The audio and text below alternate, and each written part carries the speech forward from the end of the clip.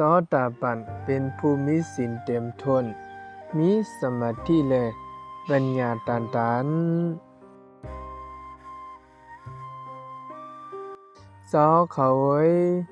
สิกขาบทปัก50ข้อไปอานามาคนไข้เนเกกังสังขะผักเลือนหนึ่งปอกนั้นลูกผู้หลีเจอเคยไลพรหลีเขานั้นอ่อนกันพึกตื้อกรรมสิกขาบทนั่นอยู่เจ้าเขาไว้สิกขาบทปัก50ข้อไปนั้นตั้งเสียงควานลงในสิกขาบท3อย่างในเยาสิกขาบท3อย่างอันว่านั้นจำเป็นเจอหลายหลา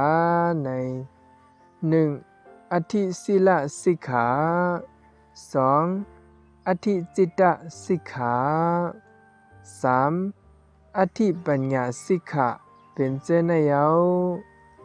เจ้าเขาไว้ลูกผู้หลีนั้นพึกตื้อกรรมศีลนั้นไล่เตรียมทนใกล้คัดเจอหาไลสมาธิตัน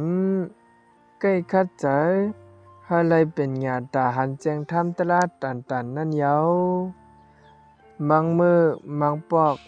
ปิกสมว่าไลป่นเปลี่ยนแม่นสิกขาปุดเล็กน้อยย่อยย้ำอ่อนเจอนั่นพ้องไลขึ้นสุขสีมนเมตดังพิษเล็กน้อยย่อยย้ำอ่อนเจอนั่นพ้องเสดาก็มันตื่นหลอดเพป่วนดังพิษอาปัดนั่นอยู่ขอนั่นกอบสังลาป้อไหนสึงกอบสิกขาปุดเล็กน้อยย่อยย้ำอ่อนเจอนั่นเลยแลลองไลขึ้นสุขสีมนเมดังพิษเล็กน้อยย่อยย้ำอ่อนเจอนั่นขึ้นนั่นเลยกวยแต่เฮาอ่ำว่ามันเป็นข้อกีดขวางคำตะมักโผตราสังนั่นเยากวยกะสิกขาปุเจอเลยอันเป็นเงาขำปื้นตั้งตื้อกำอย่ามาจริยะตละมุนเมียดกึ่งเลียบตัดตั้งตื้อกำอย่ามาจริยะตละมุนเมียดนั้นมันเจ้าเป็นผู้มีศีลกึกกับจับตัวไว้เยา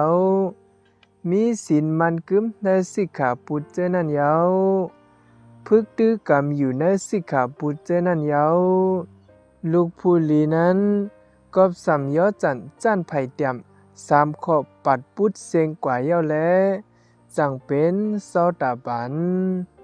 เป็นผู้อ่ำตกแต้มเยามันกึมต่อนิพพานเยาดักเตหุบไลทำตราปาเหนือกวยนั่นเยาซอตาปัน3 แสนเสื้อตึดขัดไล3ยอจัน3ข้อเจ้าระหานั้นกอบเดียบเปลี่ยนไหล3ยอจันไผ่เตียม3ข้อขัดปุดสุดเซ็งกว่าเย้าแลจังเป็นซอตาปันแสนสัตตคัตตุปรมะอันเดได้เกิดปันตรงทงกว่ามาดีเนผุ่มตันเศร้าเพราะว่าผีสางและผุ่มตันเศร้าเพราะว่ากลนำสุดแทง7 ปอกกวยเสตักเตเฮ็ดให้ทุกขะสุดเซ็งกว่าอยู่อำนั้นเจ้าระหานั้นกอบเตียบเป็นไหล3ยอจันไผ่เตียม3ข้อขัดปุดสุดเซ็งกว่าเย้าแลจังเป็นซอตาปันแสนก็หลังก็ละอันเดได้เกิดปันตรงทงกว่ามาเนื้อต้อง1เยาต้อง1แทง2 ปอกอำนั้น3 ปอกกวยเสตักเตเฮ็ดให้ทุกขะสุดเซ็งกว่าอยู่อำนั้นเจ้าระหานั้นกอบเดียบเป็นไหล3ยอจันไผ่เตียม3ข้อขัดปุดสุดเซ็งกว่าเย้าแลจังเป็นซอตาปันแสนเอกะบีซีอันเดเกิดเนื้อเพราะว่ากวนแทงปอกเหลวกวยเสดักเตเฮ็ดให้ทุกขะสุดเซ็งกว่าอยู่